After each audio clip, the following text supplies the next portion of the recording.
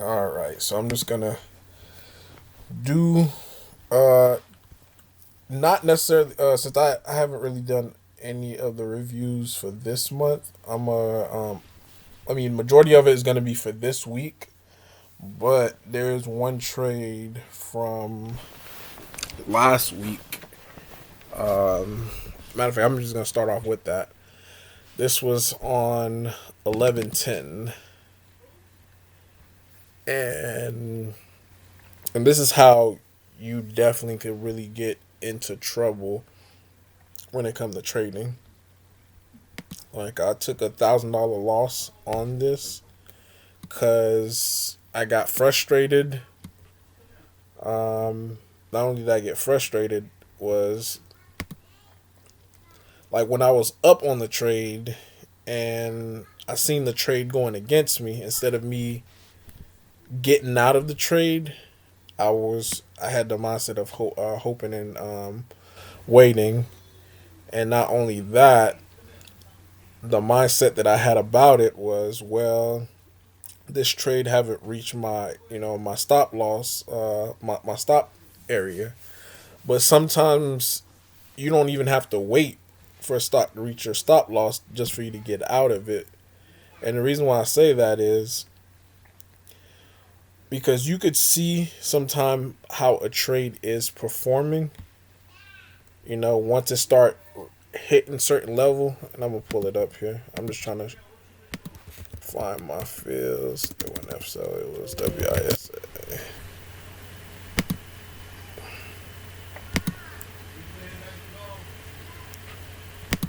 I'm just gonna.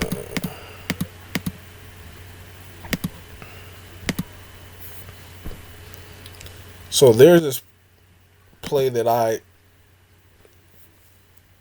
stock that I like to play, and that's really called the death can not death candle, but the death line. So WISA, this stock was up during pre-market. Then it started, having this little consolidation. And as you can see here, this was the line that I drew because majority of the buying was done in between this range here, this top range right here,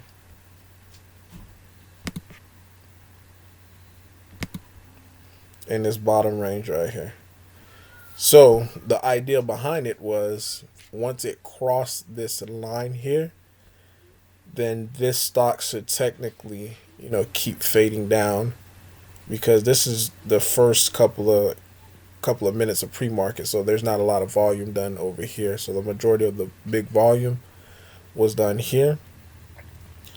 So immediately once the market opened, it had this little wick that it slammed down here and it bounced right off of this line. So once I saw this candle right here, that it got over it, I decided I wanted to go short. So the way that I was risking it was it's below this death line, and my stop, I had it up to right here. So at first I did a starter size here. Starter size, then as it started doing this little bounce here, then it went under it again, I added more. So the mistake that I made was the fact that this on this candle right here, it went above it and it wicked off of the VWAP. But once it tried to breach the death line again and it couldn't and it started going higher, that automatically should have been my signal. And I seen it, and I even said within myself, like, oh, you probably need to get out. But I end up convincing myself, was like, I was thinking more of the money. I was like, well, I don't want to miss this trade. Just because it's above it, you could just get one quick candle kind of like this, just to snap below it. And that was the mindset that I had. I was like, okay, I'm gonna just wait. If it gets above here, I'm gonna get out. If I get out, I'll lose like 300 bucks on it. And sure enough, it did this. It had this little thing right here. And once it did that, I got out and I was frustrated. Like one thing about trading, once you start getting emotional, you start putting your emotions behind it. That's where you're gonna end up in a lot of trouble. And just to show you how I did on my fills, let me see if I can zoom in on this. Oh, there it is right here. So the death line, I shorted. It popped up a little bit, shorted again, and I actually re-added once it at the VWAP. So as soon as it, you know, got right about here, I just got out, so I didn't get this big squeeze up because I seen this coming. I seen it coming over here when it started doing this little stair step. As you can see, it's grinding up higher. So really, my stop should have been as soon as it got over death line, you need to get out.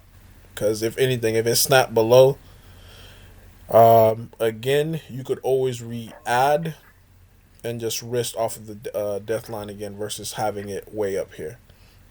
So I ignored a lot of signals on here, and me losing $1,000 definitely shouldn't have happened.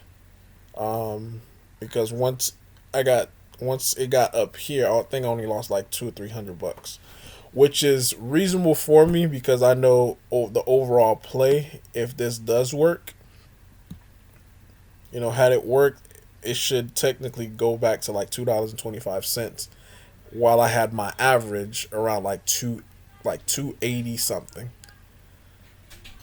So the risk reward was good, but my execution on it when it didn't work out was poor. So once it did this little wick, this little drop or whatever, it got under VWAP. I started shorting it. I started shorting it here. Then again, another sign for me to get out was when it bounced right off the death line. Like these lines, the way that it be working, like it still amazes me, and I'm still botching it up. I had this here. And matter of fact, it didn't touch the death line. It came close to it, then it bounced off and it reclaimed VWAP.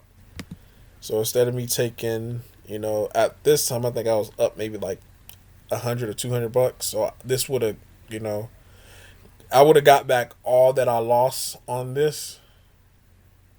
But instead, another mistake that I made was now instead of, I think I doubled my size when I went on here. Doubled my size and risking off of VWAP. So of course it blows back VWAP. I cut it again. Then I don't think I have this one on here, but there was a third trade on it. The third trade on it was I increased my size again. So I think on this I only had like 1,000 shares. 1,000 shares on this first go around. On this I had 2,000 shares. And on the third try I had 3,000 shares. So being emotional and trying to get back the money that I just lost because I felt like I always say this, I sometimes I be feeling like some stocks they owe me money because because it didn't work out the way I did. Like the other people, like in MIC, they made money off of this stock due to the fact that they were scaling from this line. From this line, had another fantasy order over here. So it reached their first fantasy order right over here. So once they got here, they started covering right here, and I'm shorting their Can you cover. explain that? Just you know, I, I mean, just the idea of fantasy lines. I know just through watching YouTube videos that MIC very like they focus in on like just a round number. So like when you have your fantasy orders, they're set at like probably 310, 320, 330, 340. Right, Is that correct? And then you're risking off of a higher day, right? Like that 370 area, 370, 369 ish. right. 370, they're Okay. scaling, yeah, they're scaling into their orders, and the reason being is because, like, if you look at this stock just pre-market wise, the overall trend, it went up, then it started grinding down. I mean, it's stuck within a channel, but overall though, this chart looks a little broken. It's not a stock that, Yeah. if I'm And looking at it right now, I'd be like, oh, I think I'm gonna go ahead and buy this, because it's not really forming of as course. far as like a uptrend. And can, can you explain like what do you exactly mean by like scaling? Like where exactly are you throwing in your scale, or in a like just a better way of saying it?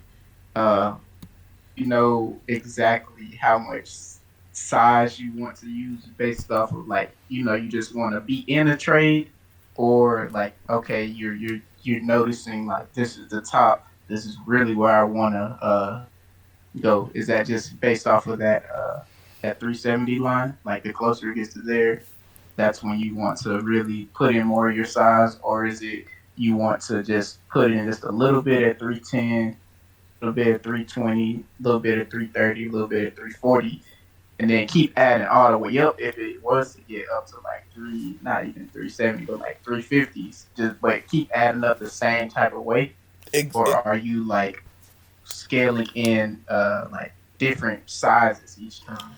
yeah, you could do for that. You could do it different ways. Generally, the way that that I try to do it is I always go back to how much am I willing to risk losing if this stock by any chance get all the way to 370, because at the end of the day, these stocks, they could do whatever. So the general rule is if the stock is above VWAP, then I could only scale 30% of my size, and I could break it up. So if, let's say, if my max size is like 2,000 or 1,000 shares, then I know that I could only scale, since it's above VWAP, I could only scale like 333 shares. So I could start off with, 100 here, 100 here, and 133 here.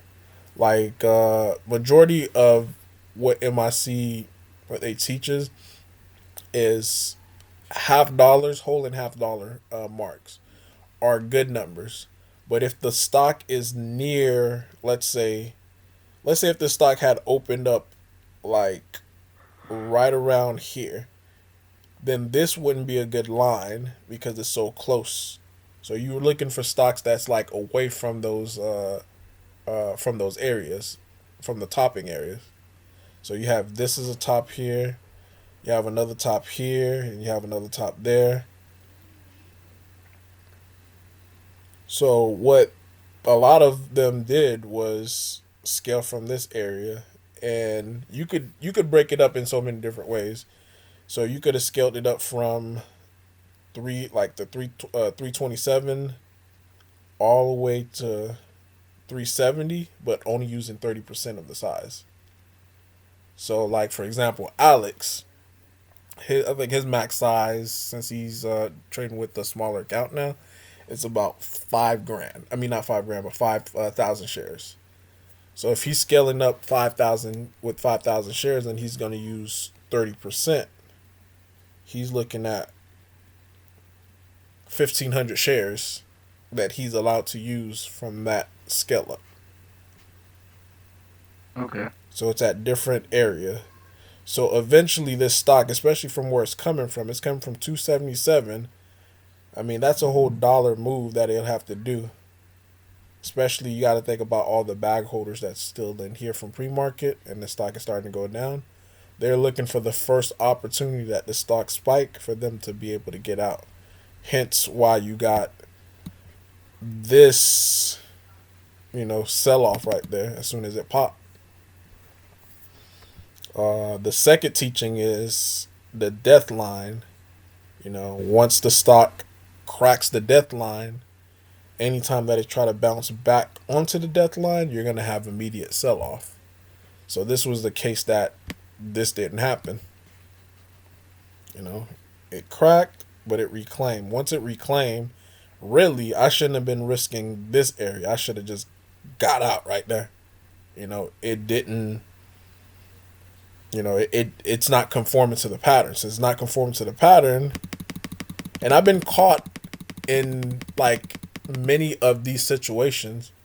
Like as soon as it reclaims the death line, that's actually a good area. Instead of me shorting, this is actually a good area for me to buy and risking off of the death line. Because if it cracks death line, reclaims it, then that's letting me know that this stock is going to go higher. And the whole time, literally the whole time that I was in this Is stock, the deadline?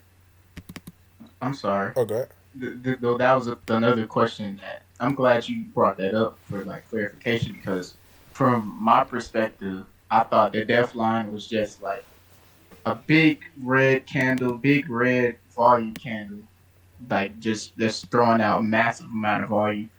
But in this case, you're saying that the death line is when it cracks under the support. right, there's the death line and there's the death candle. So there's two different things. Okay, yeah. But the death line is that last area of support. As you could see, I think I end up drawing it here. But yeah, that's just the last level of if a stock drops below this level, then it should not be coming back because you have too many bag holders. That's gonna keep the stock lower, like Tim Sykes' analogy about the midget in the playing basketball. Like anytime that someone shorter is trying to shoot over someone taller, automatically they're gonna be swatting it down. So this is why I was so frustrated because I was frustrated at myself. I'm like, yo, like you see this, I should have never let it get to this point. Yes, I know this was initially, my risk or whatever, but as trades start to progress, you should be able to adjust your lines. And this was a clear line that it quickly snapped under it, but it reclaimed it. Then once it reclaimed it, especially with this here, I would have been only losing not even like 100 or something bucks. But me, just like always trying to focus on the money, trying to like, man, I don't want this trade not to work without me.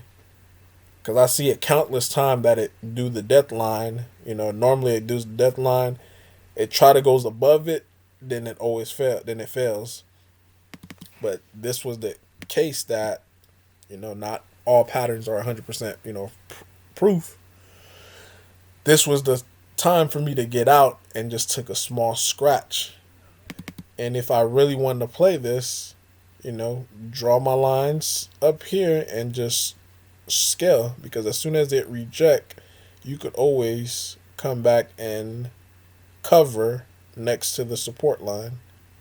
The next support line, you could have been here, could have been here.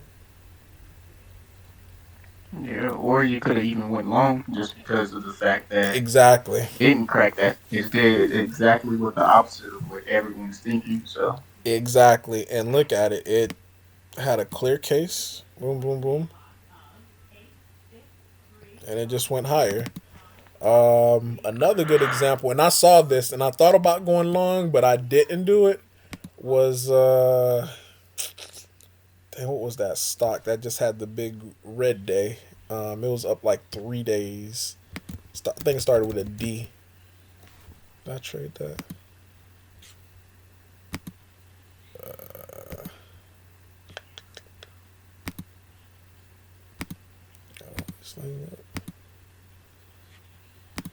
Started with a D. okay, I see you, Vlad. Hey, I took it straight from your page, man. I saw you do it. I was like, man, like you're organized. I'm like, I need this in my life. So I'm like, let me start. Let me stop playing around. Oh man, what was that stock called? It started with the D. It was a D ticker. Uh, oh my goodness. It was up for like 2 or 3 days. It was a Nasdaq. It was Nasdaq. I don't know. Oh man, because on there it had a great Deathline reclaim, and when I mean that thing squeezed so hard, like it was like picture perfect. And I looked at it when it was about to reclaim, and I was like, "Yo, this actually would be a good long right now." But I didn't pull the trigger, and I'm starting to see that happen a little bit more and more. Like once it reclaimed the death line, because there was two other stocks that did the same thing. It reclaimed the death line, and it started squeezing. But yeah, but that was for me. That was the probably the one of the worst. Oh, there it is right here too. These are my cover, and I had sent because I was so frustrated. I had sent this over to Alex, and I was like, "Yo, like, I mean, am I missing something?" And I even outlined. I told him, "Okay, I know that these trades right here, these were my fills for it."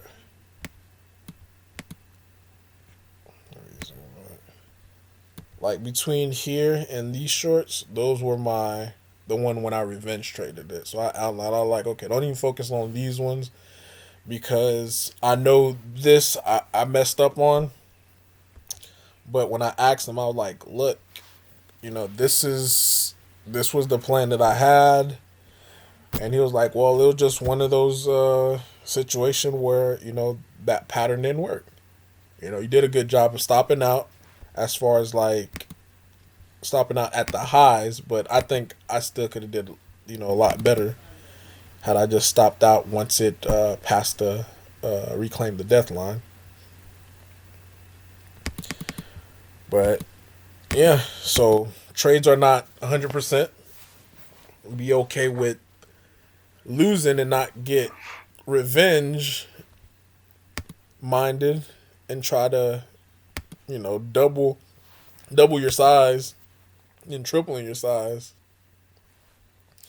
But I think that was like the biggest thing. And after that trade, that's when I was like, okay, there's something wrong with you, Vlad. You know, you're not disciplined. And ever since then, I've been trying to minimize my trading as far as size, and it's been helping a little bit because now I gotta get myself right mentally, so that way I could be able to start trading effectively. Um, I, Now one of the better trades that I had this week was NAKD. This was this Friday. Yeah, for Friday, NAKD. That was to me that was like textbook perfect because stocks that's trading, Dang, this thing really faded off. yeah, stocks that's trading like below $1 that have multi-day runs with volume. The first red day is the winning percentage on it is extremely high. I don't know the exact number, but I know it is extremely high because I remember before I had Cobra Trading, I used to watch these plays and I'm like, yo, I wish I could short it right now. I wish I could short it. But at the time, Trade Zero, or still now Trade Zero, you can't short stocks under $1. So I used to always miss them. So seeing that NAKD had this run, 3-day run, and it never, each day is gapping up and it never went red, I knew that this was going to be a really good trade. I mean, even though I didn't cover where I initially said that I was going to cover, like in the chat, but overall, I still think it was a pretty good trade and something that would be of value. So one thing that I look for when it comes to these is the volume. Volume is definitely key. So anytime that a stock is doing like increase in volume, like on this day did 81 million, on this day did 625 million, and on this day did over a billion. I mean, those are massive volume for a stock, and the range of it, the start was from 6 cents, and it got all the way to a high of 32 cents. So once I saw that this stock was gapping down pre-market, automatically I knew that I need to be in this stock. And it's crazy how this SSR line is. Like, I didn't draw this. I saw it on the chart because I have a SSR thing for Thinkorswim, the script. But if you could look at the like where the support is roughly at the 26 line. So it came, bounce, bounce, bounce. So ideally, once it reject the red to green, and it comes back down, this was the area. So not only that, another thing that I liked about it was that the 26 cents mark was being right under VWAP. So you had this support here, and you had this VWAP. So anytime that I have like multiple, when my lines in VWAP they're coming together, it gives me a little bit more confidence. So immediately once I saw it craft got over 26 cents, I immediately started short. And I think I shorted at 25.9 or 25.8. I did 5,000 shares. And as soon as I did 5,000 shares, I was like, man, I should have did 10,000. I was like, well, let me just start off, let me just I start. think that you said you got short around 25.8. Yeah, 25.8, 25.9. Back up to like the day before, because I feel like I'm looking at the stocks, the stock through stock to trade Mm-hmm. too, and you could kind of see that's exactly where it was bottoming out at. You could use that as like some type of important range. Yeah, exactly where your Right mouse there. was at. Yep. The bottom of it. Yep. Oh, like right here. Yeah, No, no, 25. oh no, that's not exact. Yeah, right Right around there. right there. Like 26, Yeah, 26. Yeah. yeah, 26. Yeah, Yeah. So but that, that was a key. Once it got under there, it was showing that it was extremely bearish. yeah. And yeah, like the like support and resistance when it comes to stock, it is definitely key. Like, you could see it. I just drew the line going all the way over. So right around there. So I got short here. Then once it had this quick washout here, I automatically knew that it was gonna bounce. So I covered at like 20, I think like 21. Yeah, I covered at 21 cents. And immediately I was like, okay, I'm gonna wait to the open and I'm gonna place my order right back at this area. Same line, same area where I shorted that from the first place, because I know ideally it's gonna have a push, hit that line, and come down. So this is my like I literally top ticked it. Top 50. Yeah, that's a nice trade. Yeah, You gotta get your covers. I Yeah, definitely gotta get my covers right. Like, I was so excited yeah. about it. I was like, "Oh snap!" That's the first thing that popped in my mind. I was like, "Oh snap!" I was like, "This thing really You said working." I top tick this mug. I'm like, "Yeah, let me go. Let me go ahead and hurry up and cover." Like, I just covered at a random spot. There was no rhyme or reason, because if anything, if I really wanted to cover, if I was gonna play it like thinking that, okay, maybe it's gonna be like in the range, Strategically, yeah, yeah, it should be it'll like be right. somewhere Yeah. right around here, and just play it off this little range, little channel that it had. So snap. Yeah, yeah, because like I had my fantasy, and that's what it means, like, to have your fantasy order out, because I just had it out there, and I didn't know that it got filled until like I think I looked away, and I just started seeing my account. It was like, you're up. I think it said like yours up. I was up like $100 and something. I was like, oh snap! So I was like, let me just go ahead and just take it.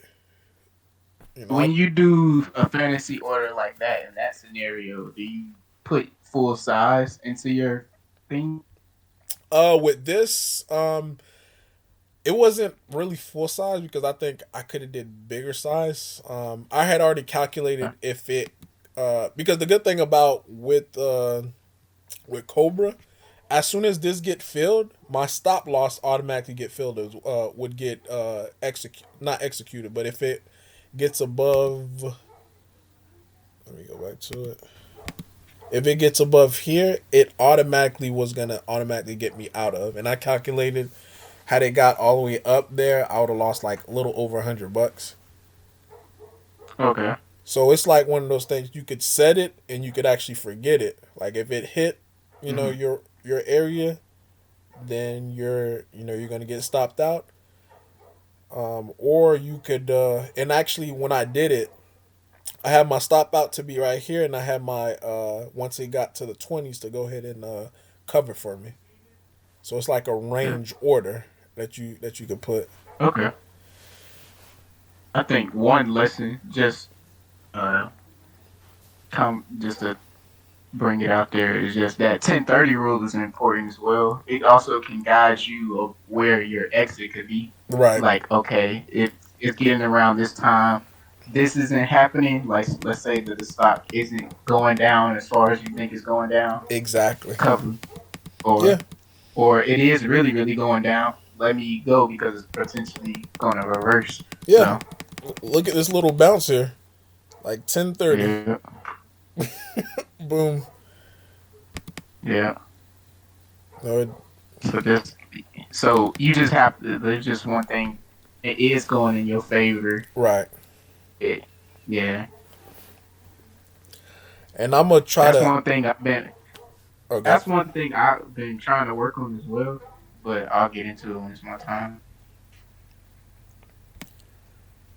But yeah, but I mean, for me, that was pretty much it. Like I think that was a really because I felt real comfortable about this trade. Oh, one last trade on. Nice one. I think it was Solo. Now Solo had me scared. Like I actually reduced size. Then once I got filled, I was like, yeah, let me just go ahead and get out. Like I need to stop being scared because I wasn't really gonna. Had I lost on that trade, it would have been like really minute. I would have lost maybe like $90 on it. Let me find that. I think I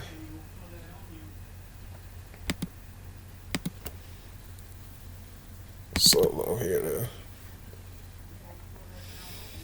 All right, so like top ticked it on the bounce. Like I'm starting to get better at, and it's hopefully this continue. But I'm starting to get better at like top ticking stocks based upon the lines. Like when I mean the lines, it's scary how simple it is, but just like when you're in it, sometimes it's like, oh my god, like you know, for me, it's still like I'm still getting adjusted to learning this new strategy. So versus like the other strategies that I had before, like I've been doing it, for a long time. Then, I know boom, boom, boom, this, and this. Versus now, it's like okay, now it's working, but it's like, oh, is it not gonna work? But with Solo, this was like a first red day at the time, at least. um, so here's the. I had this one, two, three green days from starting from here, three green days, and once it started gapping down, I automatically knew that this was gonna have a dump. And one thing that I use as a guide is the red to green, not sorry, SSR. So SSR, I like to think it as a like a pivot, especially for like volatile stocks, because a lot of time it would slam right, as you can see, it slammed right at the SSR, automatically I know there's going to be a reversal. So since the reversal is coming, I knew to set my order because initially I had my order. I think with this I only did 300 shares. Initially I had like 500 shares. So 500 shares. Had I been wrong, I would have lost maybe like 10, $13. Not even, it wasn't even going to be anything like major. But instead, I was like, nah, let me just go ahead and just cancel it and just put 300 shares. So I did 300 shares like right around here. And of course, it wicked up, got filled, came right back down. And my cover was to be at $9. And it did, it did it. But as soon as I got in the trade and I started going in my favor a little bit, I was like, yeah, let me just go ahead and cover. I immediately covered, and of course it went right to my target $9. And of course it had this big squeeze because after it did this initial bounce, that was going to be it for me. Because I don't like shorting Yeah. stocks that is SSR, and especially if it's bouncing that hard. Yeah, I mean, and another thing, it was a good thing that you kind of, I would say, in this case, it was a good thing that you took small gains because if you notice that little volume candle down there, it's, like that, right? Go back, like go back to where you covered that green candle. Nope, Uh-huh. right there. Yep. Mm-hmm. All right, now is that compared to that volume? I think I might be. I swear that it looked like a little bit bigger volume, but I may be looking at something different. Now, yeah, I'm tripping. I thought it was a volume candle that was a little bit bigger than most of them. I thought it was that one at 941, but I guess looking at the screen share, I'm just off of it. Gotcha. Yeah, and I hurry up and covered it because again, I set my fantasy order, and also automatically when I set my fantasy order, if it get triggered, then it automatically is gonna stop me out over here, and I have my cover to be at $9. So a lot of time, if I just walk away from the screen and just come back around like 10, I'll probably be good when it comes to my covers because it would happen exactly how I planned it. But like once I get in the plan, get in the trade, it's like, oh crap, I'm in the trade. You know what I mean? And I uh, can't I believe do have now. a question. Oh, god. Uh, when you do have your stop losses, this is just because I don't use stop losses just because I'm not an NYC. Mm-hmm. But when you do use stop losses, how do you take your profits? I know that may not be the like smartest question, but I just don't know. You said how do you take the profits? Yeah, just like through the market. Is it just like the regular market order when you like? Do you have a set profit target? Like what I'm saying? Like how do you sell your order? Is it just regularly like how you regularly buy and sell? Yeah. You So cover? right, Okay. yeah. And normally it would be around like the support area. So where's the stock is gonna support at? Like $9, I know that's a Yeah. psychological support. So that's why I had $9 at my I actually was had at 901 um was where I had put it because sometime, it might Yeah. might not even get there. But had at 901 because Do you $9. already have a thing already like marked down or? Yeah, it's already marked down. Like as soon as I put my fantasy Oh, okay. order, there's a setting on there where you could edit the trigger. So it just it's Okay. like if this get triggered, then this is where it's gonna stop at, and this is where you want the profit to be taken at. But you can also like change the trigger just because Yeah, you looked at it and then like R- cover it. Okay. right. Yeah, because All at right. first I had it listed there. Then I saw that I was up. I Yeah. was like, I just canceled the trigger, and I was like, yeah, let me just take the profit now. Let me just Yeah, okay. and once I got out of the trade, then it automatically cancels out the stop loss and all that other stuff. But yeah, but I'm very overall though. I'm very happy how I traded this week versus last week And now I'm really starting to really trust the process because I think for me, my biggest thing is routine. If I do things one time and it work and I do it again, it works, and just that consistency and it works, then my confident level, even though I'm seeing like every day, like I at least try to make it my goal to reach out to Alex at least once a day, and I always ask him about his trades, like what did you see here? Why did you do? You know what I mean? Just to be able to get into his mindset. And I think the more and Yeah, more you that I'm, should. yeah, and I think the more and more that I do that, the better of a trader it's actually making me to become. But yeah, I mean that's pretty much the two memorable trades that I had. The rest that I did this week was scout. I was scalping. I was scared on a lot of the longs that I took, like the VWAP reclaims.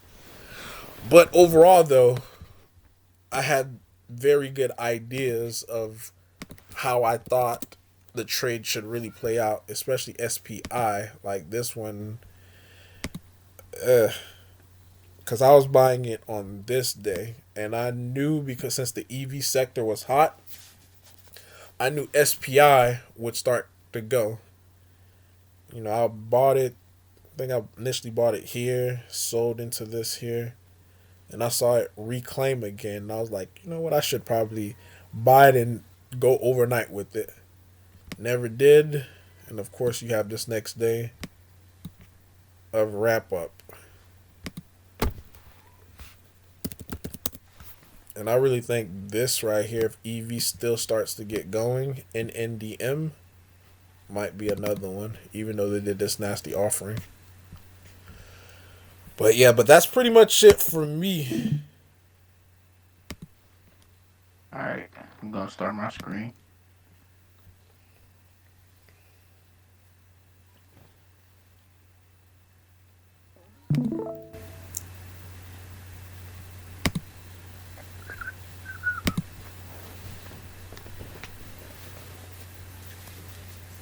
For me, it's just been a very, I would say, just it hasn't been very necessarily frustrating because I do know exactly what I'm doing wrong, but I'm just making a whole lot of just paper cuts and this haven't been effective at all this month, as I wanted to be.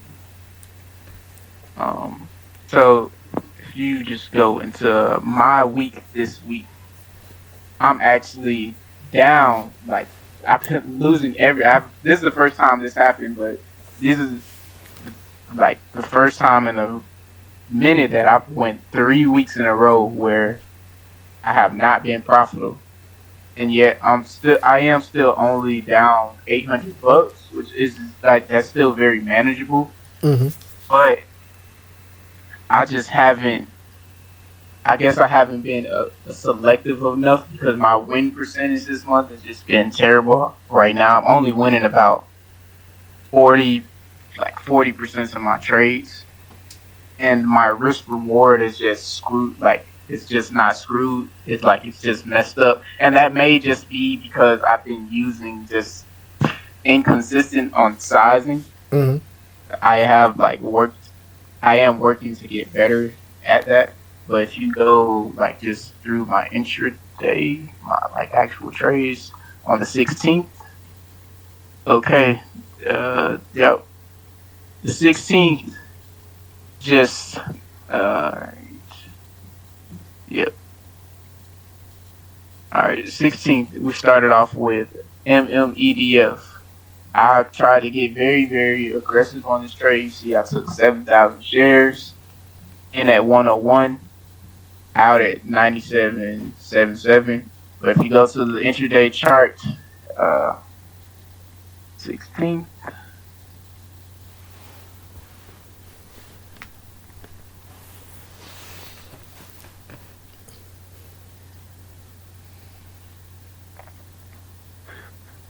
Well, first you want to take a look at the daily chart on MMDF. First off, MMDF is just one of those tickers that just moves very, very slow.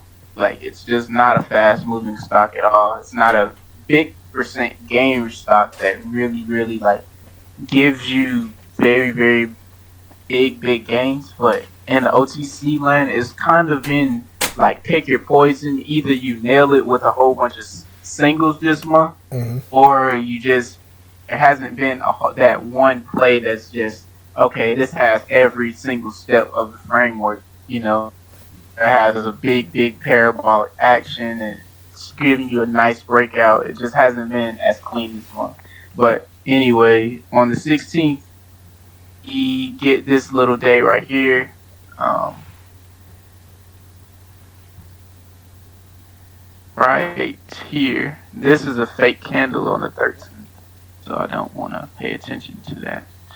See, but the actual breakout line would have been, well, the actual breakout line that I was playing after was this little 101, 101 mark before it got into the actual 52-week high breakout, which is 109. But since it was giving us that amount of volume on the given day, I was thinking that it would be a successful breakout. And I got in right here in the morning. I probably should have. One thing I've noticed about me is just I'm never good at like buying at the top of a range. I'm always very good, and I make the most money when I'm always like buying weakness. So if you just go to my charts, there's just going to be a whole lot of pretty much losses this week, but I think that's very important to go over. I think my next thing is to get it even more organized, like you. Like I'm seeing that you have it from the 16th through the through the 21st or 20th. Yeah, my, yeah, like my time is gonna come. Like I just gotta stay down. But uh,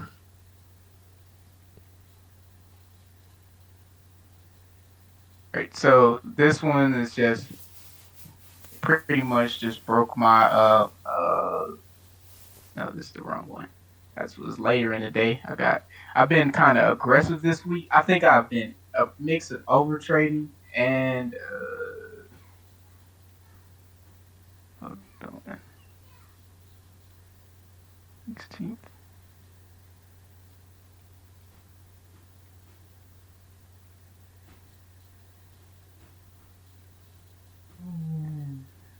Okay, I got one from 105, 111. That's this one.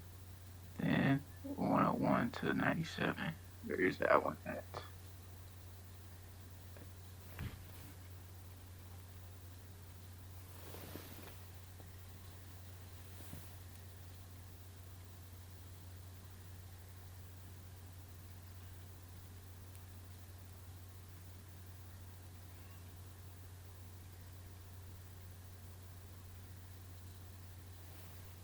Yes, this one. Okay. It's probably didn't say this. But anyway, so the breakout line was that 101 mark, which we just where I always draw out, which was that was a very key important line. But I entered right at the breakout line, and one of my key rules is never to enter in right at the breakout line. I always want to enter right under the breakout line because I'm a firm believer in risk reward is always going to play out in every single pattern that you ever play. You always have to determine what your risk to reward is because it's like if you always have good risk to reward, there's nothing you could be scared about, and the possibility of your gains just could be so much better. But anyway, I entered in at 101, and my plan was just to risk one because all you see how it was just consolidating all through right here. Hmm.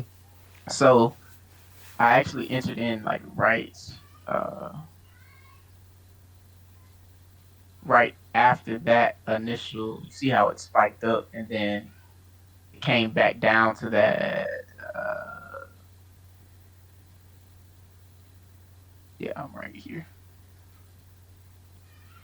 Oh, where am I? No, this is the wrong one.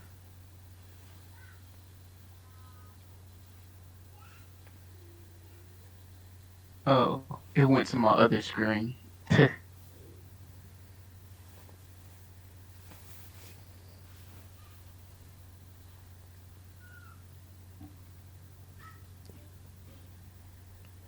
Okay. All right, but I didn't enter in. So I entered in right at the end of that consolidation period. I'll pull up the 1 minute. It's cleaner. So enter in at like after that initial spike. Then I entered in at 101, thinking that'll kind of base there. And my original plan was just to cut at one because that to me was the clear best case scenario. Like this, the risk reward. I'm fine with what the stock actually did, how it just consolidated right under Mm-hmm. and then broke out later. Normally, that $1 mark after all that consolidation, I thought that was going to be a pretty key level. I shouldn't have. One thing I can say about this is the place of entry on my stock, but that my timing of the entry could have been better because I entered right after a spike and then it went down. But I probably should have been in within the beginning part of it before it even did this little spike because they would have gave me the action. Hey, this isn't this something is wrong with this. It's just one you normally on OTCs once they have the spike past the breakout, it should come to the breakout line and then start consolidating again. But once it broke under this 101 line, I wasn't quick enough to react and I had covered it down almost dead bottom at 97.7. It was still a controlled loss technically, but because I had size, it hit and it kind of hurt a little bit. But this was a type of play that I wanted to take size in just because it's such a slow mover. So I was still okay with that. Then we go into TSNP, and TSNP was a perfect opportunity for me this month. This is the type of play that you should like. This is the best for me. To me, this was the best play of the month on OTC. Why, like on OTC so far, just because it offered the framework through, like you can see, it offered just a complete framework, even though it's just it came from sub penny to penny and Mm-hmm. then went all the way to 0.036. But this, you can see on the right hand side, this is that framework where it has that parabolic move, then that first red candle, then a bounce on that second day, then a red candle again. Now it gets kind of unpredictable, may just fade off, may give another panic, who knows? You just gotta react. But on the third day of this run up, I would say the 16th, right here, this stock was a very, very, very liquid, big percent gainer, and it just offers such a great opportunity. And what I did right here was I saw it was still running very, very strong, and it was still like not 11 o'clock because we stay away from these OTCs midday. But I was waiting for an actual dip on TSNP because it was pretty much just uptrending this whole morning, all the way from 011 all the way up to 0.023. And that was as high before 11 o'clock. And what I wanted to do was just make sure it panicked, get in on the good part of the panic. And what I did, well, my mistake on this trade was just not getting enough size, just because like this is a great trade, but because I had like insignificant size Mm-hmm. compared to like my losses that I take. Now I was only this position size is only 1,000. This position size is 7,000. So if this was a $7,000 position size, you get that $7,000 that profit. Or even you see how everything is like between 5,000, 3,000, 3,000, 3,000. So these 1,000% gain or position sizes, they really they come in like I wouldn't say they're good. They're not good, but you have to stay with some sort of consistency to get consistent results at the end of the day for your PNL. And I got in, but it was a good trade because I got in right there at 17.8. Let me pull up.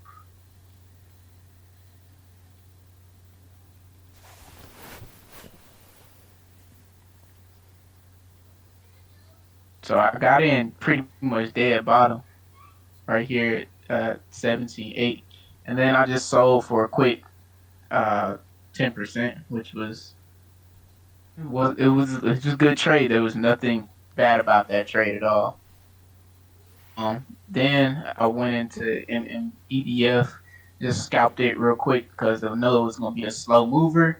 Once again, didn't take the size that I probably should have took. You see how I took two? No, I can't say that. I took I took 5,000 shares right here, which is good. And then I wrote it. I wrote half of it up to 111, and then I had to sell the next morning half of it at 108. So there's the end of that one. But then the very next day, uh, TSNP happened in on that first red day. And like I said, TSNP was a very, very great opportunity, but I just fumbled the bag on the opportunity. All right, so right here we have TSNP on its first red day, and you see that it just gave just a perfect paint. 0.036. Uh,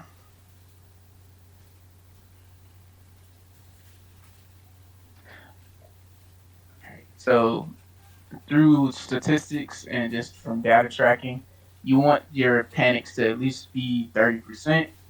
So I draw my 30 line, and that would be at 0.052.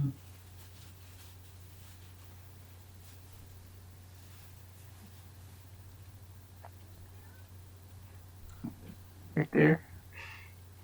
And the thing is, you want with it in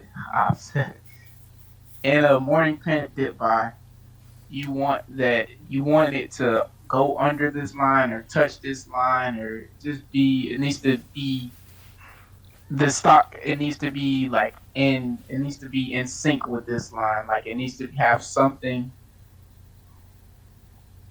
This line should be key on a panic dip buy. And you said that's the thirty So percent line. yeah, that's the 30% line just Okay. throughout statistics and Mm-hmm. data tracking. That's the key line.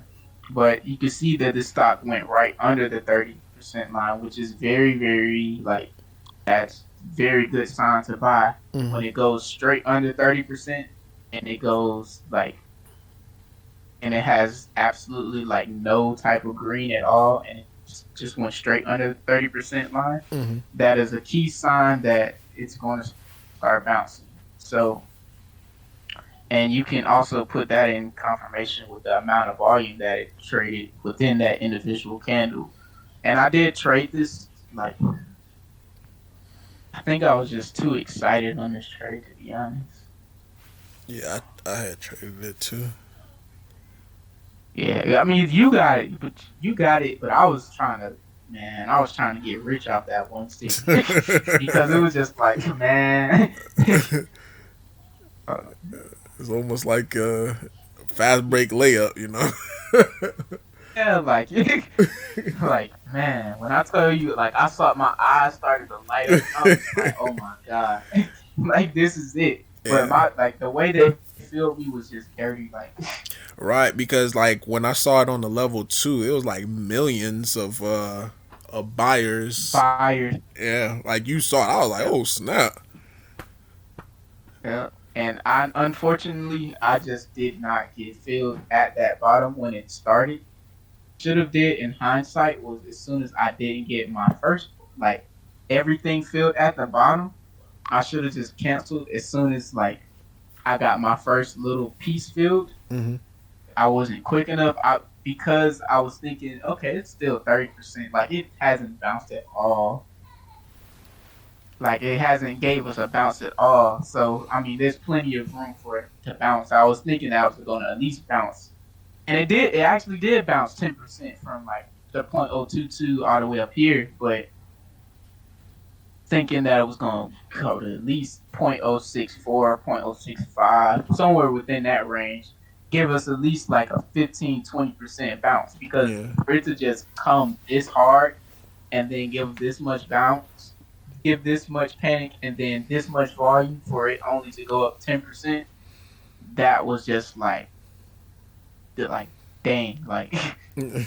But where I really messed up in this trade was I did not like I did not really put in my head that I was gonna there's a possibility that I could lose, and that's something that you should always you should key in on. That's the first thing that you should look at, because there's always a chance that you can lose no matter how good the setup is. You always need to be aware or have that your finger on the trigger, like, Exactly. all right, I can lose this trade. I need to be ready if I need to lose, Exactly. or if I yeah. And I just did not do that. I got average field of 0.0239. My average between these two. What I really messed up on, I would say again, was just I saw it like I'm really like I am good at identifying the bottom, and I saw it bouncing at 0.22, but put in my order. Like for some reason, I just didn't put in my order until that first uptick happened. Like Mm-hmm. once that first bid cleared, Yeah. and that's where I really screwed up. Like because at that point, people were already selling within that 1 minute, because they were people who actually bottom tick were selling right there because it bounced 10%. Like what do Yeah. they need to hold any more Right. for? And I think that was the And with whole that much volume, and that was go the ahead. whole reason why I sold so fast. Because I was thinking like, man, maybe I sold too soon, but I saw like how many orders was on the bid side. Yeah, it was like 10 million at one point. I was like, oh my goodness. So I definitely didn't Exactly. want to get And caught up on that. So I was like, yeah, let me just sell. And I just sold it like near the top there. but my problem with this trade is I just did not respect my number one rule is, especially on these OTCs, you need to have great risk reward on every single stock that you trade. Right. Every single thing that you do, you need to have a great potential for risk reward. Even though my average was 0.0239, there should be no reason that I'm selling at 0.022. The reason I sold at 0.022 was, yes, because that is clearly the trend break, but I'm risking way too much if I have an average at 0.0239, because this stock, it was such a big percent gainer. It moves freaking 5% within every tick, or every like bid ask spread. So for me, I needed to have my finger on the trigger ready to exit at 0.0228, but instead I was just like, oh no, it'll maybe go up again. I'm thinking Yeah. just because I'm in the 239, I got into that mindset. And it doesn't matter, like my thing was invalid as soon as this happened. It's actually as soon as it dropped down, yeah, no, right here on this candle, as soon as it dropped down right here, I should have cut, because it should, if it was gonna bounce to 6-4, and I had a feeling like in the moment I had a feeling, but I didn't want to cut because I was just like, if I do win, I'm Yeah. gonna win like be Yep. good, Yeah. but risking way too much. Yeah. But I can't. think like I'll ever win. It was just simply just my mindset of that trade, and I really could have. I saw the way the ass was stacking right here, and I had my finger just I had my thing already set for like my profit target, which would have been 0.0264, and I had my whole order already set in that 0.0264, already thinking like, hey, I'm gonna win. Like this thing is giving me the perfect morning panic. And when I saw that the ass started really stacking up and the bid got thin, I wasn't prepared, and that's the reason I lost. That's pretty much what it comes down to. Because I could have gotten out into this panic at 0.0228, and that would have saved me. Believe it or not, that just saves you just so much more money than what I put myself in through. Because I ended up losing $1,000 on this trade just because just wasn't I really wasn't just I wasn't in sync with my game. So entered it again, right? I entered this trade 3 times. I don't feel like it was out of revenge because I just saw the opportunity. Like I feel like my job as a day trader is to wake up, go into the market, identify opportunities, and just be able to use those opportunities presented as an advantage to myself to make money. Whatever opportunity is available to me, I want to be able to identify that and use that to make money. So, in the end result, when I do lose money, it's all on me. And for this second little trade that I did, I saw that this volume started to come in right here. No, I don't even. Yeah, I entered right around here. Actually, I thought that the volume was going to come in, but I was wrong. I didn't cut losses. Well, I didn't set myself a good risk reward again because right here I was in at 0.0219, and again I took another just uh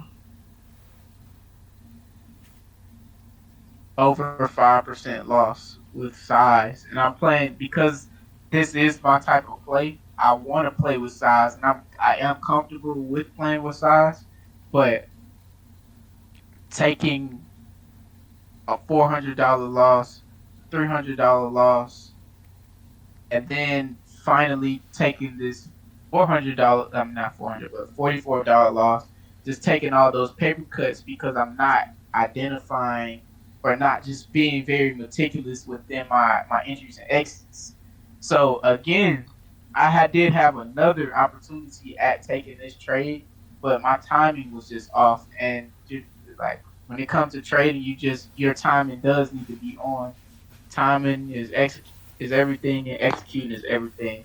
So right here we get that final bounce. I failed.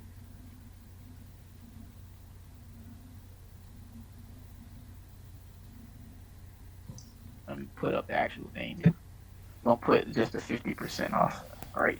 So 50% off of the higher day is 0.0118. Anything under 50, under that 0.018 mark, is a goal to buy because especially after it bottom. Right. So this stock, it finally set its bottom. It's getting towards 10 o'clock. Oh, I know just through stats too. Once it starts getting towards 10, that means that the bottom is normally set in by that time. But we finally get that bottom. We finally make a higher low, like a higher low. But I get in. I try to get in again right on that initial panic, and I get filled again at a bad price at 0.0174. I got filled right on this first green tick right here at the top of the range. So I'm not feeling as comfortable as I should if I was to get in at 0.017 or freaking 0.068, somewhere closer to the bottom, somewhere where I can say Um, actually, this one I really didn't even bet my risk on this one, but that was because of the other two trades that I just took the losses on. So I got in again at 0.0174, but I sold for break even at 0.0174 again because I was just like, oh my god, this thing is not bouncing. Right when it was making that higher low, Mm-hmm. I sold out. I You see it actually did bounce. It was a bit Right. of a slower bounce, but it was still a whole lot of opportunity that I just missed out on because I I took two just bad losses, I would say. Now At on the same time, my bad, but quick question for you. Like on the second time that you took the loss on, was there any stacking on the level two, like right around that area? yeah, there was there was stacking on the level two, Mm-hmm. but the thing why I think I should just know better just from experience because this from right here where it was really supporting that, and it for me to buy right here Mm-hmm. just wasn't enough panic Right, because the people who try to because anticipate it for that bounce, yeah they might be they still in they there. just be trying to get out. Yeah, Yeah, that makes sense. if anything, I should have probably got in like in this bounce Mm-hmm. more. Mm-hmm.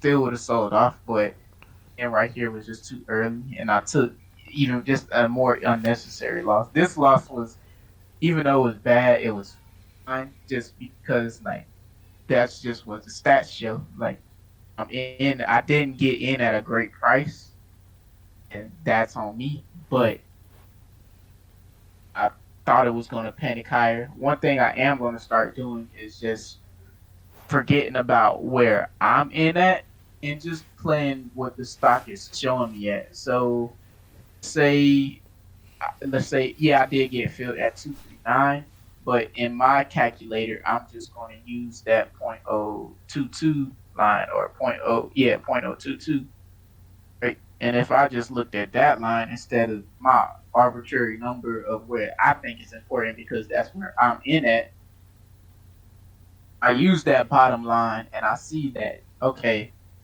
10% is already 242, right? Mm-hmm. Or yeah, 242.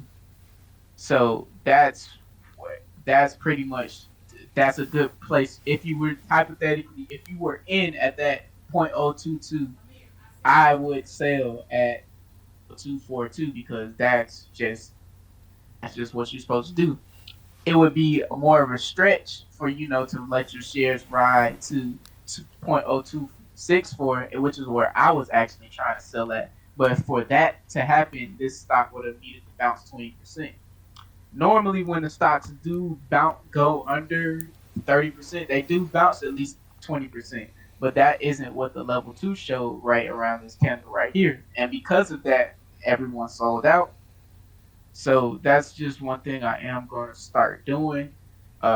Instead of putting my number in, I'm just going to put the chart number in and then say, all right, it's at 10% now. It's at 15%, 20%. Boom. Then yeah, that 0.074. I wish I would have gotten in just a little later because I would once that confirmed at that higher high, that would have a very key and easy like risk to reward situation where if it goes under that 0.074 line, then you just cut, but you have a whole lot to gain if it holds. But yeah, that day I lost 1100, but that's not.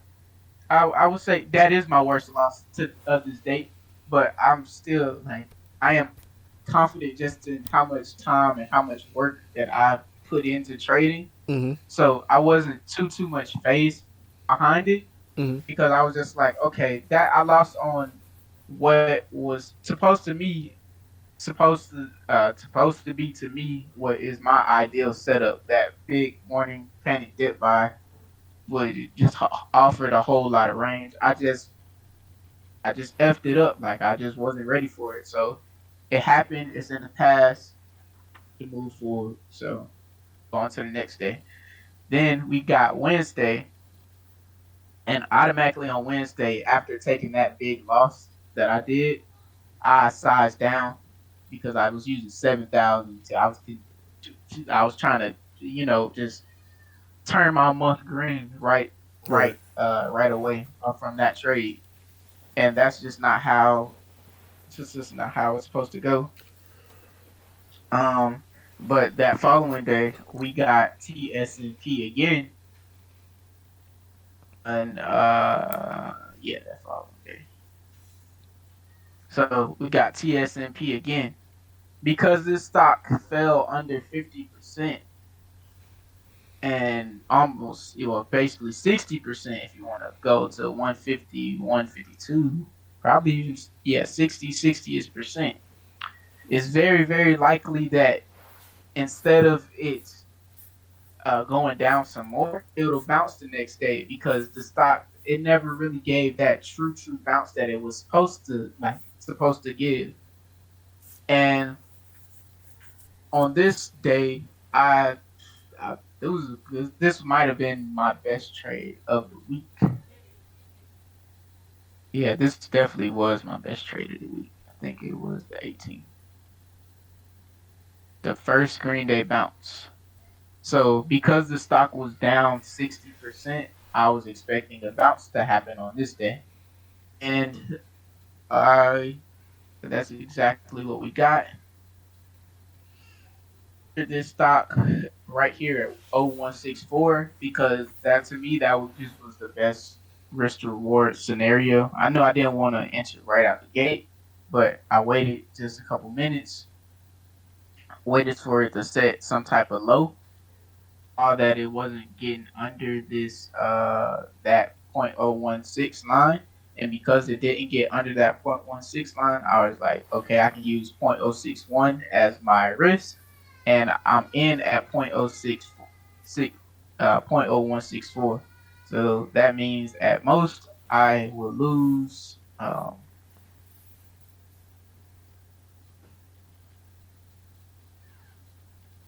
I will lose 60, 70 bucks, maybe even 75 bucks if you get the fees.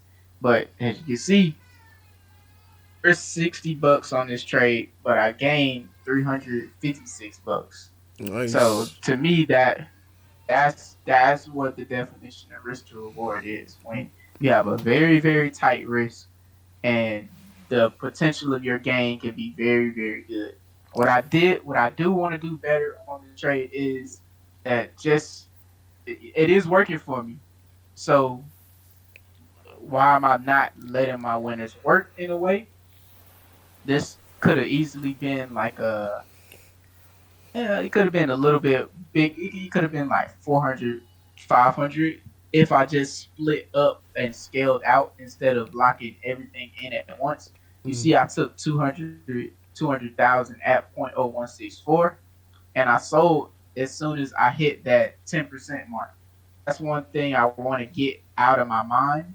I wanted to stay in my mind, but I wanted to get out of my mind in a way because I want to be able to let the chart really, really guide me. So I really want to scale out and saying, okay, I'm up 10%.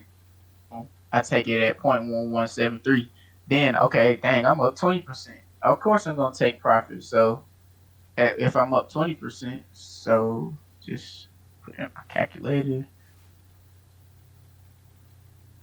20% would have been at 01. What did I do?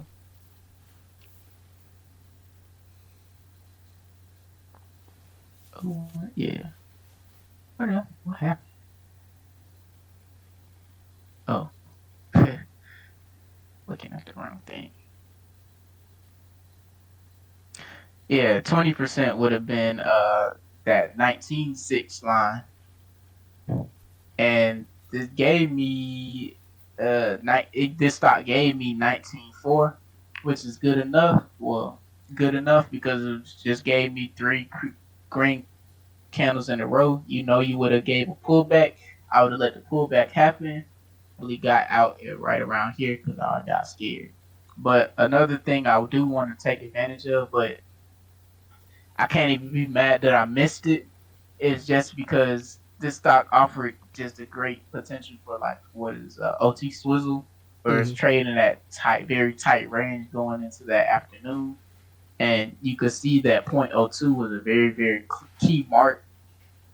And just from watching this trade, like you kind of just from watching this ticker trade, you just know that when it does get volume or does like start picking up, it really starts going like in percent wise. And I knew that once that point oh 0.02 crack it was going to be very a whole lot of potential. But unfortunately, it happened at 12:30, and I don't trade midday, so I missed it. But I did try to get a little greedy on it, and that's where that loss came in at the end of the day. Did I? Oh no, I didn't take a loss of it, but I didn't. Well, it felt like it was basically a loss, to be honest. I did try to trade it again. I did size down, but I knew that if it didn't work, that I should just get out. So again, at TSNP, I entered at 0.0244. Um,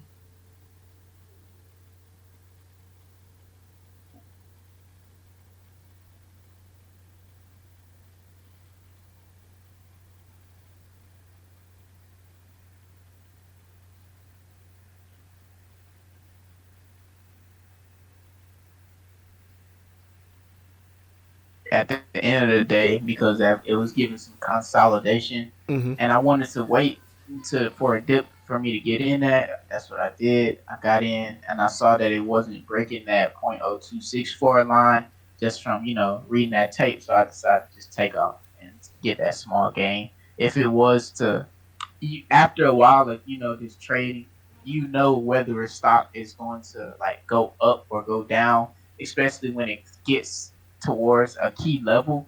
In this case, 0.0264 was a key level, but it couldn't break 0.026. So that was just key for me to just be like, okay, this is not breaking 0.0264. It should have gave that volume confirmation after creating this higher low right here, or it's at least just come up, and it didn't. And because it did not do that, I cut my loss. And in this case, it was just happened to be a small gain.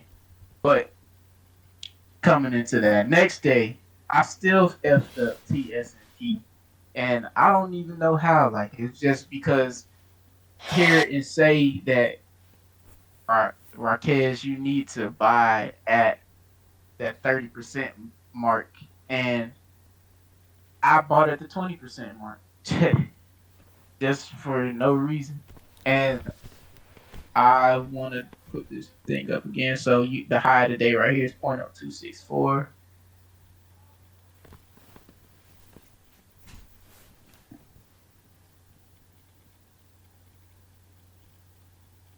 30% is 10184.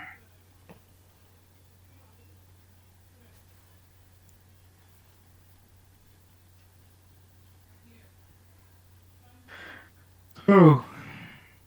We have that 30% mark right here. It's clear as day that this is at the bottom. And what I thought would happen on this day happened on the 19th, but I still wasn't prepared for it, which really kind of pissed me off. This day I was super upset because I just was just like, bro, how, like, you just effed up the best opportunities that you probably gonna get this whole month, and like you just like, dang, there will be more opportunities. Yes, I know, but to just have the stats and to be putting in the type of work and time that I do put in into trading, I just I was just upset with myself that I didn't execute this better.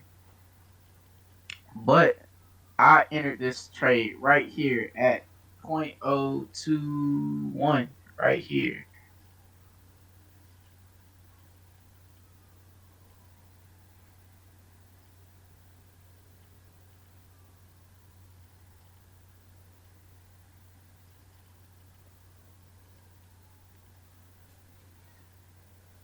It, and I did end up went having a green day on this day, but this just shows me like, bro, there is so much room for growth because like this was on I think this day it was the 19th. So I did have that a decent day with $470, but like just to miss something like this, like not taking advantage of this, and this is like my type of play Mm-hmm. was just ridiculous to me. So I got in this trade at 0.021 just because I saw that the level two was stacking up. I don't know why I got in at 0.021, especially just because I've seen how this stock trades. I know how big in percents that it can really move and what will actually be a good enough panic for, dip buyers to really, really come in. But nevertheless, just did some really just idiotic stuff behind this trade. I Yeah. entered at 0.021, and I always have my line set at where 30% off is. Mm-hmm.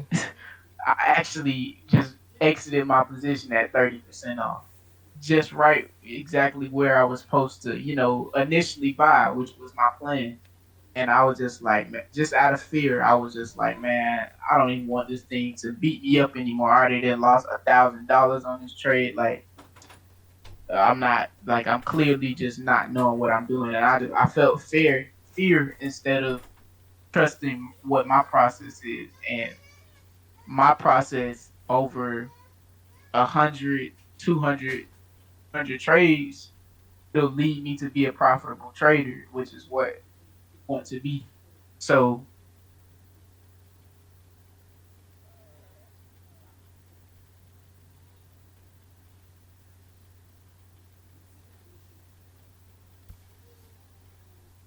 why it's normal that 30% panic, boom, you get that bounce. Now this bounce did get very, very high. I would have definitely Yeah. wouldn't have lasted all of this long. But nevertheless, like the process still should have stayed the same. Why did I even get in at 0.02 or 0.0221? Because I was just trying to scout and get a little bit of game, and then I put myself at risk is like just losing so much.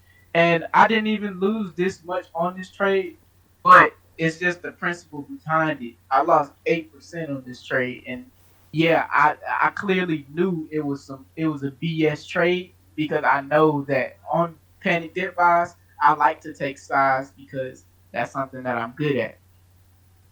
I only I wanted to just dabble into this trade, and there shouldn't ever be any just for me right now until I'm really really profitable. There shouldn't be any dabbling. Everything should be very strategic with a plan, with a purpose. What I do is like I should have meaning behind everything that I do when I press that buy or sell button. And I didn't have any purpose behind this trade. I wanted to just make a quick. This was another trade where I just wanted to make money because I didn't buy at 30%. And yes, it was only $180 loss, but the loss didn't matter to me. It's just that percent loss that really really bugs me. Like throughout this whole month, I haven't been knocking down, minimizing my losses like I should have. And that really, like, that's the big difference in why I am losing on this month. But going back on more positive notes, I did have AALP, which was a breakout.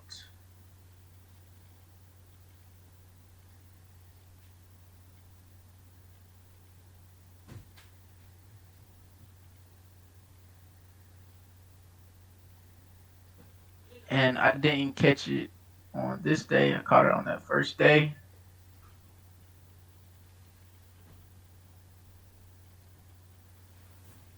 So right here, here we have that breakout line. It's labeled as 3, but I am going to change that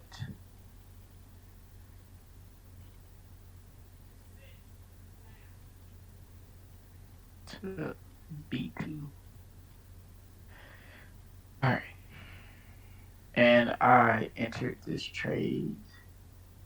This was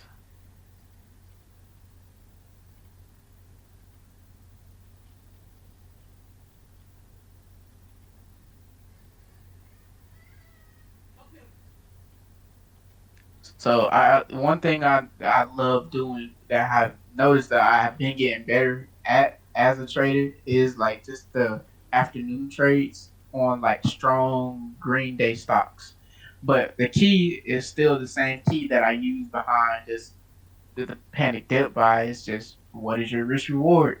I like for me personally, I want to be at a point where I can take a lot of size, know that I can get out of a position and have a very tight risk reward because I if I am wrong or if I am wrong, I can always just re-enter.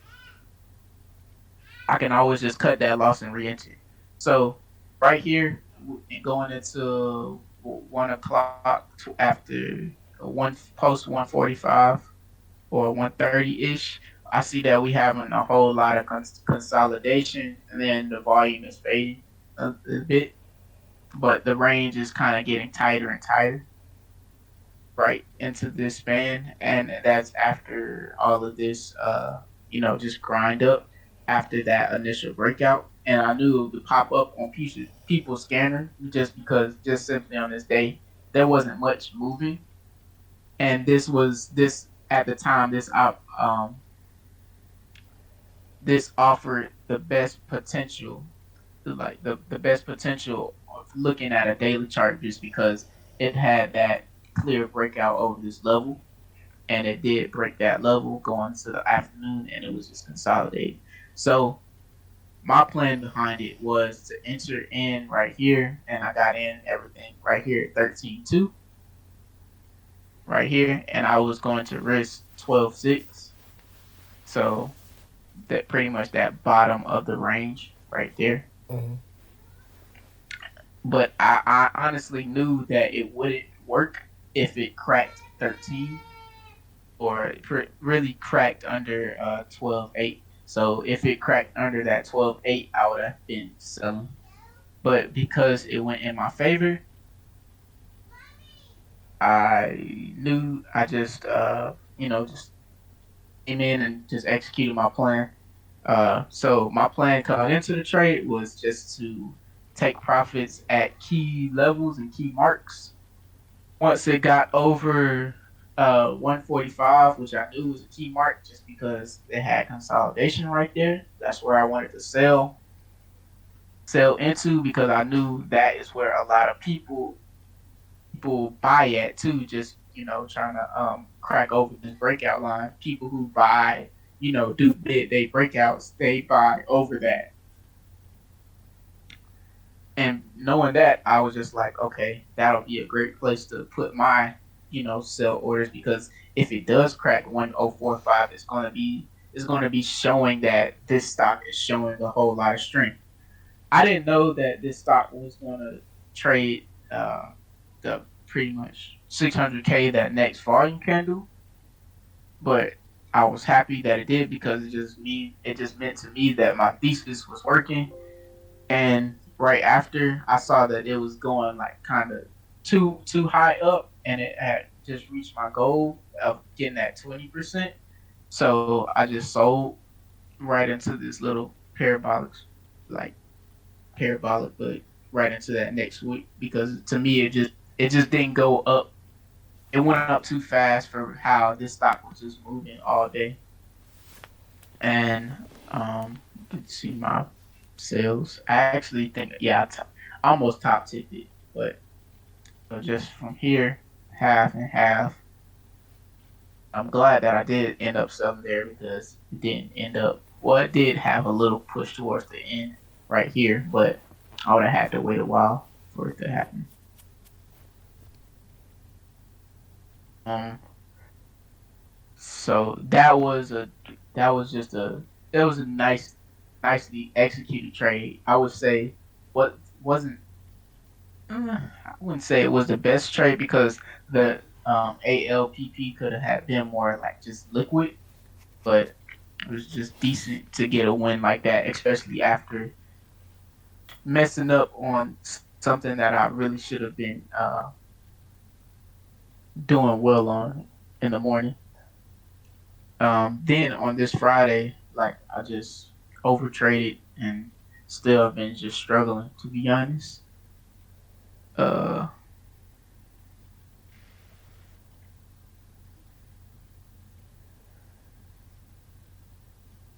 so we have AALP again, and I played it on that next day. The place I entered, it was still okay. You see, I only took a 4% loss, 4.39% loss, so that means it was completely in control, and I'm completely okay with taking that loss and the way I did it. Nothing too important behind it. ENZC. Now this one I do need to go over because this was a great trade, but I don't know, OTCs have just been not as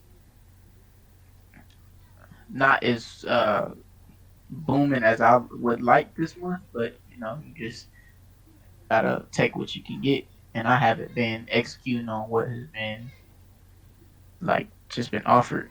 So I saw this stock setting up. It popped up on my scanner, just setting up right around in this morning time, right here. Actually, right around like 9:50, I was watching it. And one thing I wanted it to do was just meet all of my requirements. It needed to have at least 1,000 shares by 10. It needed to not by 10, by 10, yeah, like 10, 15, 10, 30 ish. It needed to have at least 1,000 shares traded. It needed to be in over this mini breakout level, which was 0.0454. And if you go back to the yesterday chart, not the yesterday chart, but 2 days ago, you can see that clearly out at that 0.0154.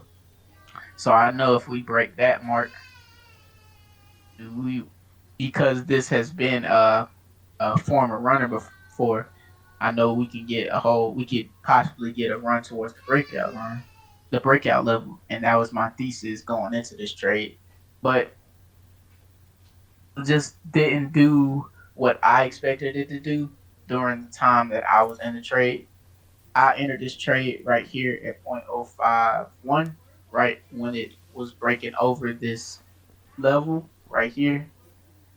I was fine with buying strength in this scenario just because I saw like how the range was going. Like I had a very tight risk reward, like risking only the like 0.048. So to me, it was very like good trade, especially with the way I saw like the level two and as stacking up. So I entered at 0.0151, wanted to sell at 0.0164.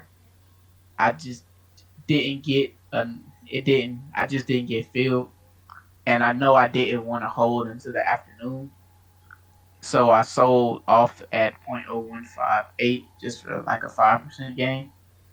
And if I would have waited, of course, in hindsight, but I'm not mad at myself for missing this just because it happened during the middle of the day. And like this isn't what's it called? What am I thinking of? This isn't like predictable. The predictable stuff happens between 9 to 11, and from 1:45 to 4. So this little midday move that happened again, like can't be mad at it happening. It happened. It still hasn't broken out yet. Hopefully, we do get a breakout over 0.0217 and we get some runners. But um, can't be mad at myself for you know not holding through all of that because that's just not my process. Then yeah, I just was trying to trade it again. Just that it might have been a little bit out of frustration, just because I knew that I missed what could have been if I just held. So I tried getting in some more at 0.091, selling again at 0.088, try to get some more at 19, selling again at 19, and did another third time, let it fail against me. So that's all within right here ish. That's where I was just in and out and in and out and in and out because I was just getting faked out. But I will say I did do a good job at loss cutting when I said I would, because if this was to work and go towards that 20217 line, then I would be nicely in the green. But it didn't work, so I have to cut. And that even though these losses are still small, like 48-21, 108, like those are very, very like controlled losses. Oh, one last trade was Fannie Mae. Fannie Mae was just another reckless trade where I just felt like I just wanted to make money. And I never should ever get into that mindset, because you just don't do yourself a service if you come into trading thinking about making money. I entered in right on this dip right here, to actually, yeah, right here, 20333, thinking that because I missed this, because I missed that 219, which I knew was the best case for risk reward, I bought at 233, thinking like it'll keep going up, it'll keep going up, and like it's stocks just don't go always just go straight up. Like that's just not the case. And what I am going to go into just this next week and